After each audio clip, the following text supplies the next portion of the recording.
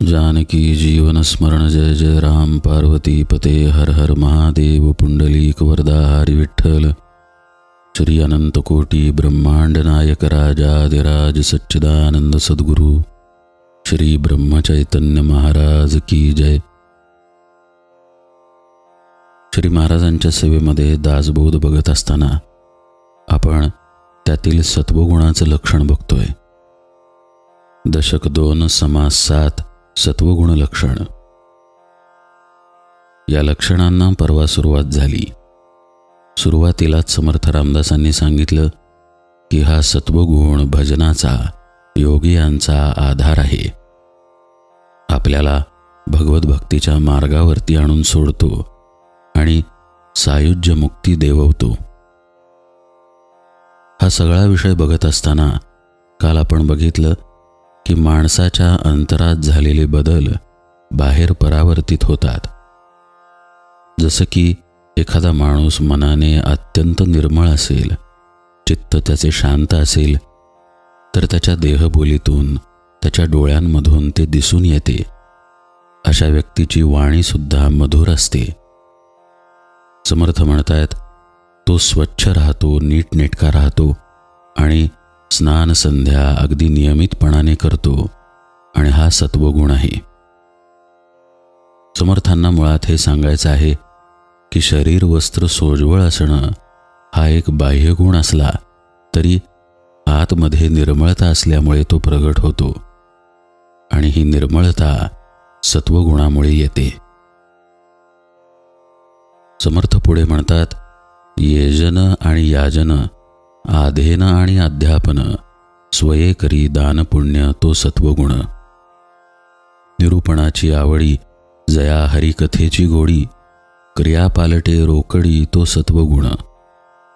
अश्वदाने गजदाने, गोदाने भूमिदाने, नाना रत्नांची दाने करी तो सत्वगुण। धनदान वस्त्रदान, अन्नदान उदकदान, करी ब्राह्मण संतर्पण तो सत्वगुण। कार्तिक स्नाने माघ स्नाने, व्रते उद्यापने दाने, निष्काम तीर्थे उपोषणे तो सत्वगुण। सहस्रभोजने लक्षभोजने, विविध प्रकारीची दाने, निष्काम करी सत्वगुणे, कामना रजोगुण। अतिशय नेमकेपणानं समर्थ सत्वगुणाचं वर्णन करतायत। आपण कायम एक गोष्ट लक्षात ठेवली पाहिजे की सत्व रज तम हे तीनही गुण बाहेर कुठे नाहीत, आतच आहेत। बरं, आतमध्ये सुद्धा ते एकमेकांच्या अगदी जवळ आहेत। या गुणातून त्या गुणात आणि त्या गुणातून या गुणात असा मनुष्य सारखा फिरत राहतो। नेमकेपणानं समर्थ रामदास त्यातील सत्वगुणाच्या खुणा सांगतायत। मनुष्याचं सर्वसामान्य जीवन हे आत्मकेंद्रितच असतं। आपलं आयुष्य, आपले आई वडील, घरचे इत्यादींच्या पलीकडे मनुष्य सहसा विचार करत नाही। ही सर्व वृत्ती रजोगुणाचा भाग आहे। आठवून पहा, आपल्या आप्तेष्टांबद्दल वाटणारी काळजी आणि आपल्या प्रिय लोकांच्या विरहामुळे होणारं दुःख हे सगळं रजोगुणामध्ये मोडतं, हे समर्थांनी सांगून झालं। सत्वगुण व्यापक कसा आहे हे सांगताना समर्थ रामदास दान पुण्याची उदाहरणं देतात। अशी व्यक्ती आपल्या जवळील गोष्ट दुसऱ्याला देण्यासाठी कधी कचरत नाही। अश्वदाने गजदाने, गोदाने भूमिदाने, नाना रत्नांची दाने करी तो सत्वगुण। अशा पद्धतीनं समर्थ या वृत्तीचं वर्णन करतात। आता आजकाल कुणी अश्वदान, गजदान, गोदान वगैरे विशेष देत नाही, पण मूळ वृत्ती समर्थांना इथे सांगायची आहे। मग त्यात ते पुढे धनदान वस्त्रदान वगैरे आणतातच। एकूण काय, आपल्यापाशी काहीतरी आहे ते दुसऱ्यांनाही द्यावं, किंबहुना दुसऱ्यांपाशी काही नाही याची जाणीवही आपल्यामध्ये असावी, हे सर्व सत्वगुणामध्ये येतं। या दानाच्या गोष्टी सांगण्याच्या आधी मात्र समर्थ रामदास येजन आणि याजन, आधेन आणि अध्यापन या गोष्टींचा उल्लेख आवर्जून करतात। येजन म्हणजे यज्ञ करणे आणि याजन म्हणजे ते करवणे. अध्ययन आणि अध्यापन या तर मुख्य गोष्टी आहेतच. आता आपण निरूपण करतोय दासबोधाची, हे एक प्रकारचं अध्यापनच आहे. काही ना काही आपण यातून शिकतोय. काही शिकण्यासाठी काही गोष्टी असणं गरजेचं असतं. एक म्हणजे मला शिकायचं आहे ही इच्छा असावी लागते. दुसरं म्हणजे माझ्याकडे ज्ञान आहे याचा अभिमान बाजूला ठेवावा लागतो. माझा अभिमान मी बाजूला ठेवला नाही तर अध्ययन शक्य होत नाही. बरं, फक्त अध्ययन करण्यासाठीच अभिमान बाजूला ठेवावा लागतो का? शिकवण्यासाठी सुद्धा तो ठेवावा लागतो. आपल्यापाशी ज्ञान आहे, ठीक आहे, पण ते दुसऱ्याला द्यावे ही सुद्धा बुद्धी सत्वगुणामध्ये येते. नाहीतर मला माहीत आहे लोकांना कशाला सांगू अशा पद्धतीचा स्वार्थही डोकावू शकतो. सत्वगुणी व्यक्तीमध्ये असा स्वार्थ असत नाही. तो अध्ययनही करतो आणि अध्यापनही करतो, यज्ञही करतो आणि करवतो सुद्धा. ईश्वर कार्यांपैकी उपासनेच्या एका कार्यांपैकी यज्ञ ही उपासना आहे. वेदांमध्ये त्याला अनन्यसाधारण महत्त्व आहे. यज्ञाचं उदाहरण देऊन समर्थ रामदासांना देवकार्य, धर्मकार्य या गोष्टी सुचवायच्या आहेत. मनुष्यातील सत्वगुण या सर्व गोष्टी त्याच्याकडून घडवतो. समर्थ पुढे म्हणतायत, निरूपणाची आवडी जया हरिकथेची गोडी, क्रिया पालटे रोकडी तो सत्वगुण. निरूपण जे आत्ता आपण ऐकत आहोत किंवा हरिकथा याची आवड सत्वगुणामध्ये असते. निरूपणामध्ये काय घडतंय? जो काही परमार्थ विचार संतांनी मांडलेला आहे तो आपण समजून घेण्याचा प्रयत्न करतोय. या प्रयत्नामध्ये काही गोष्टी घडतात त्या अशा. एक म्हणजे आपल्या अंतरंगात असलेली भक्ती वाढते, वृद्धिंगत होते. श्रद्धा असेल तर ती प्रबळ होते, नसेल तर ती प्रगट होते. भक्तीसुद्धा जर कमी असेल तर ती प्रगट होऊन दृढ व्हायला मदत होते. निरूपणामुळे आणखी एक गोष्ट घडते ती अशी. काही पारमार्थिक आध्यात्मिक विषयांच्या बाबतीत आपले काही समज असतात, त्यात काही गैरसमजही असतात तर काही योग्य समजही असतात. आपल्यातील योग्य समजांना जेव्हा संतांच्या वाङ्मयामधून दुजोरा मिळतो तेव्हा आपली श्रद्धा आणि भक्ती वाढते, आणखी दृढ होते. आपण ज्या मार्गावरून जात आहोत त्या मार्गाबद्दल आपल्याला मार्गदर्शन मिळते. आपल्याला त्या मार्गातील खाचाखोचा, चुका किंवा वेगवेगळी वळणे यांच्याबद्दल ज्ञान मिळते. हे ज्ञान आपल्या साधनेमध्ये आपल्याला उपयोगी पडते. समर्थ म्हणतायत, सत्वगुणामुळे मुळात निरूपणाची आवड तयार होते. ते करावं किंवा ते ऐकावं अशी बुद्धी होते. हरिकथा सुद्धा यात अंतर्भूत आहे. निरूपण करणे काय किंवा निरूपण ऐकणे काय हरिकथेमध्येच येते. शिवाय कथा या शब्दाचा अर्थ भगवंताचं नाम असाही आहे. त्यामुळे भगवंताचं नाम घेणे किंवा त्याच्या नामामध्ये, त्याच्या लीलेमध्ये तल्लीन होऊन जाणे ही सुद्धा हरिकथाच आहे. अशा हरिकथेची गोडी सुद्धा सत्वगुणामुळे असते असं समर्थ म्हणतायत. या सर्व गोष्टींमुळे घडतं काय? समर्थ म्हणतात, क्रिया पालटे रोकडी. आपल्या अंतरंगामध्ये बदल होतात. आपलं जीवन मुख्यतः बहिर्मुख असतं, इंद्रियाधीन आणि त्यायोगे वासनाधीन झालेलं असतं. हे जे आपलं विषय वासनांकडे वळलेलं बहिर्मुख जीवन आहे ते अंतर्मुख व्हायला लागतं. असं अंतर्मुख होणे म्हणजे क्रिया पालटणे. सर्वसामान्यतः मनुष्यांचे श्वास अनियंत्रित वाहत असतात. अनियंत्रित म्हणजे आपलं त्यांच्याकडे विशेष लक्ष असत नाही. वस्तुतः आपल्या मनामध्ये उठणारे विकार विचार, चित्तामध्ये होणारी तळमळ किंवा आपल्या आत असलेल्या विषय वासना यांचा परिणाम आपल्या श्वासांवर होत असतो.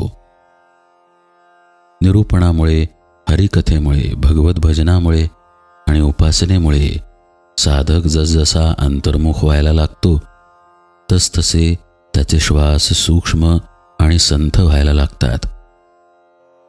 ही जी प्रक्रिया आहे, या प्रक्रियेला सुद्धा क्रिया पालटणे असं म्हणतात.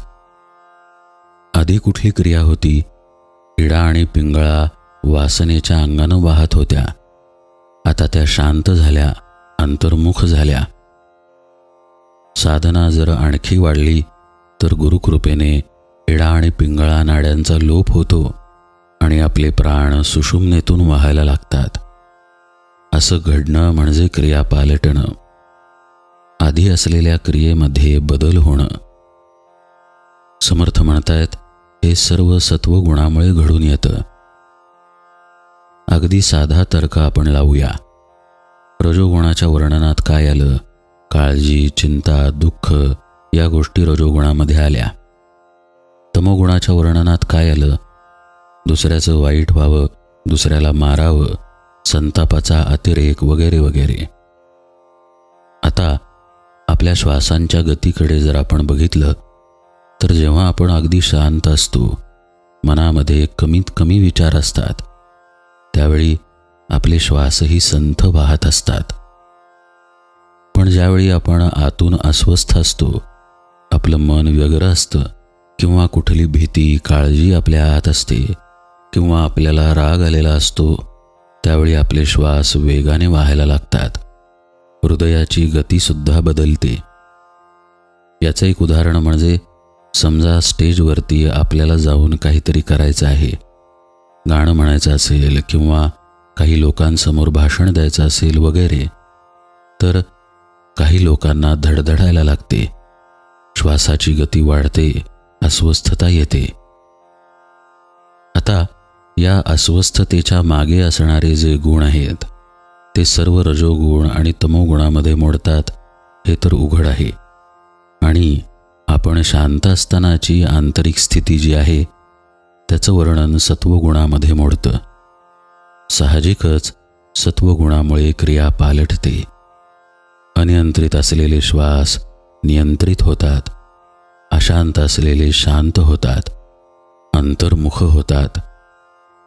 या अंतर्मुखतेमध्येच पुढे साधकाला शांतीचा अनुभव येतो. समर्थ या सर्वाच्या मुळाशी सत्वगुण आहे हे अगदी नेमकेपणानं सांगतायत. मग पुढे ते दानपुण्याचा विषय मांडतात. कारण असा शांत, असा संयमी मनुष्यच इतरांचाही विचार करू शकतो. अहो, जो स्वार्थामध्येच गुरफटून गेला तो दुसऱ्याचा विचार काय करणार? सत्वगुण मात्र असा असत नाही, तो दुसऱ्याचा विचार करतो. समर्थ म्हणतात, सहस्र भोजने लक्ष भोजने विविध प्रकारीची दाने निष्काम करी सत्वगुणे कामना रजोगुण. किती छान सांगितले पहा. रजोगुणी व्यक्तीकडून सत्कर्म घडत नाही असं नाही. ज्याला प्रपंचाची काळजी आहे किंवा जो आपल्या आप्तेष्टांच्याच विचारांमध्ये आहे, पैशाच्याच विचारांमध्ये आहे, अशी व्यक्ती दानपुण्य करणार नाही असं नाही. ती करेल, पण त्यामागे तिचा काही स्वार्थ असेल, हेतू असेल, काही इच्छा असेल की पुण्य मिळावं, आपलं काम मार्गी लागावं.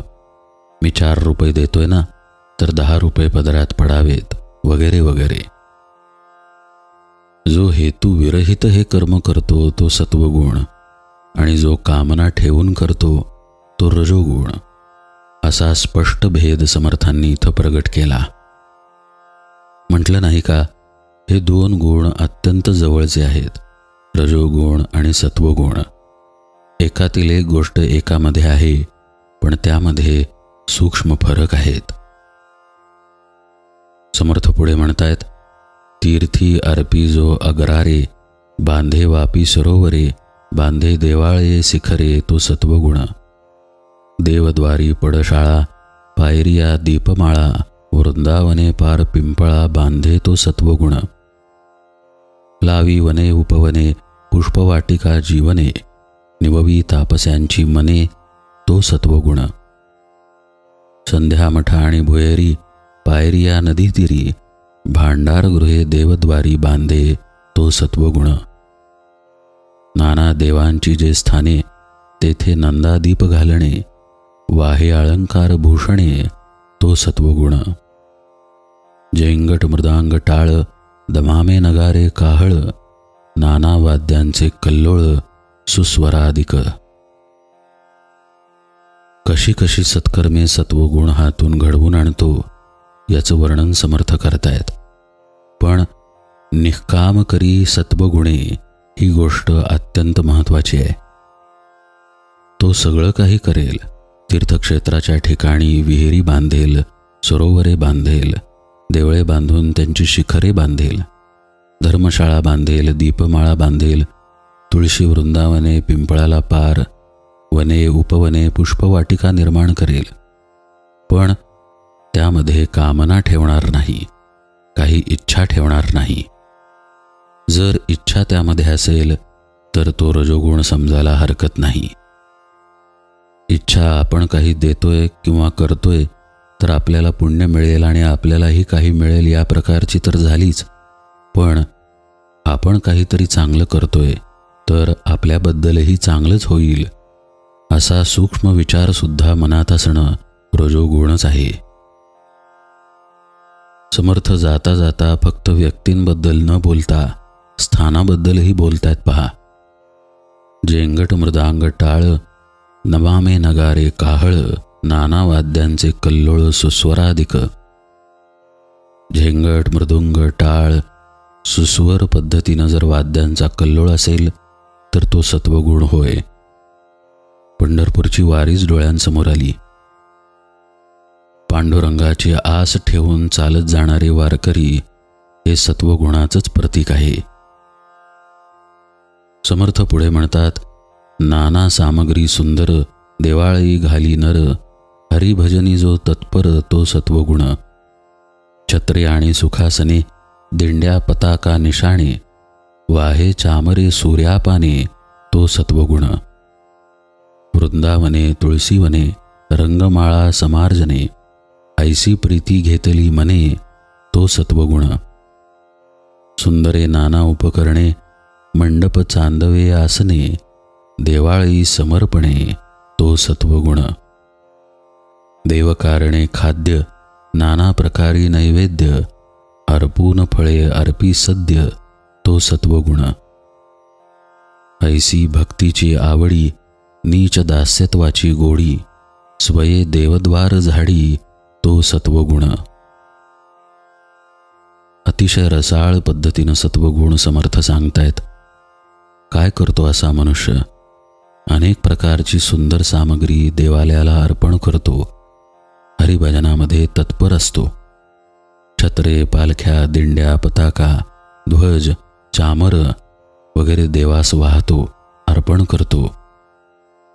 वृंदावने तुळशीवने, सडा संमार्जन, रांगोळी इत्यादींची आवड त्याला असते.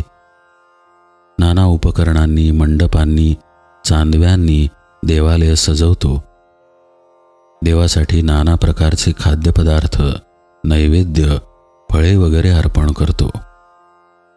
एकूण काय, आपण देहामध्ये आहोत तर या देहाच्या अंगानं जितकी भगवत सेवा करता येईल ती करण्याकडे सत्वगुणाचा कल असतो. रजोगुण तमोगुण स्वार्थ केंद्रित जगतो तर सत्वगुण भगवत भक्तीनं प्रेरित असतो. समर्थ म्हणतायत, असा भक्तीमध्ये देह झिजवण्याची जी वृत्ती आहे ती सत्वगुणामधून येते. ऐसी भक्तीची आवडी, नीच दास्यत्वाची गोडी, स्वये देवद्वार झाडी, तो सत्वगुण. अशा व्यक्तीच्या अंतःकरणात भगवत भक्तीची आवड असते. एक गोष्ट लक्षात घ्या, भगवत भक्ती करणे वेगळं आणि भगवत भक्तीची आवड आतून असणं वेगळं. हा भाग आपल्या प्रपंचामध्ये सुद्धा असतो. आपण जर लक्ष देऊन बघितलं तर कळेल. काही भगिनी स्वयंपाक करतात तर काही भगिनी आवडीने स्वयंपाक करतात. एकेका स्त्रीला स्वयंपाकाची आवडच असते. लोकांनी यावे आणि त्यांना रुचकर भोजन मी खाऊ घालावे अशी आंतरिक इच्छाच तिला असते. काही स्त्रिया करायचा म्हणून स्वयंपाक करतात तर काही स्त्रिया करतात पण त्याची आवड असतेच असं नाही. असं प्रत्येक बाबतीत आहे. भक्ती मार्गामध्ये सुद्धा असं आहे. भक्ती करणं वेगळं आणि भक्तीची आवड असणं वेगळं. समर्थ रामदास म्हणतायत, सत्वगुण भक्तीची आवड निर्देशित करतो. मग अशा व्यक्तीला देवासाठी किंवा आपल्या सद्गुरूंसाठी हलक्यात हलकं काम करायला काहीही वाटत नाही. किंबहुना अशी व्यक्ती आपल्या सद्गुरूंच्या ठिकाणी, आवडत्या देवतेच्या ठिकाणी हलक्यातील हलकी कामे स्वखुशीने घेते, आनंदाने करते. स्वये देवद्वार झाडी तो सत्वगुण. यापुढेही समर्थ रामदास आणखी वर्णन करतायत, पण ते सर्व आपण यथावकाश पाहूया. आज निरूपण सेवेला इथेच विराम देतो. जानकी जीवन स्मरण. जय जय राम.